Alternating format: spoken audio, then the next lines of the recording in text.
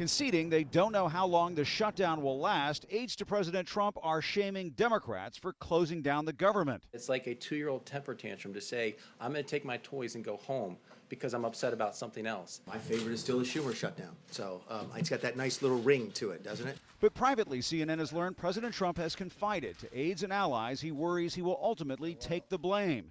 I, Donald John Trump. As the shutdown is happening exactly 1 year after he was sworn into office. This is the one-year anniversary of the president being sworn into office. How does this White House feel to have a shutdown 1 year after the president was sworn in?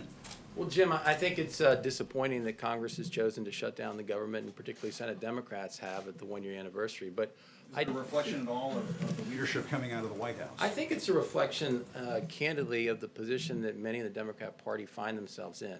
On the other end of Pennsylvania Avenue, negotiating with President Trump is like negotiating with Jell-O. Senate Minority Leader Chuck Schumer is complaining Mr. Trump rejected his offer to start paying for the wall as a last-ditch gesture to prevent a shutdown during their Friday meeting at the White House. It's next to impossible to strike a deal with the president because he can't stick to the terms. I have found this out. Leader McConnell has found this out. Speaker Ryan has found this out.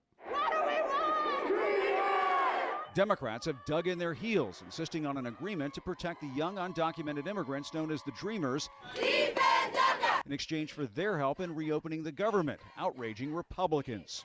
There is no reason for this shutdown. We have been, and we continue to be, willing to work together in good faith on immigration. But that deadline is weeks away. The president stayed behind closed doors, making calls to Republicans while using his phone to blast away at Democrats, tweeting, "Democrats are holding our military hostage over their desire to have unchecked illegal immigration. Can't let that happen." The president is escalating his rhetoric on the Dreamers, a far cry from the compassionate tone he used earlier this month. This should be a bipartisan bill. This should be a bill of love. Truly, it should be a bill of love. But Democrats are constantly reminding the president of his past comments on shutdowns. He said what this country needs, a good shutdown. We don't agree. Especially when Barack Obama was president. Who's going to bear the brunt of the responsibility if indeed there is a shutdown of our government? Well, if you say who gets fired, it always has to be the top. I mean, problems start from the top, and they have to get solved from the top, and the president's the leader. The president was supposed to be at Mar-a-Lago this weekend celebrating the 1-year anniversary of being sworn into office.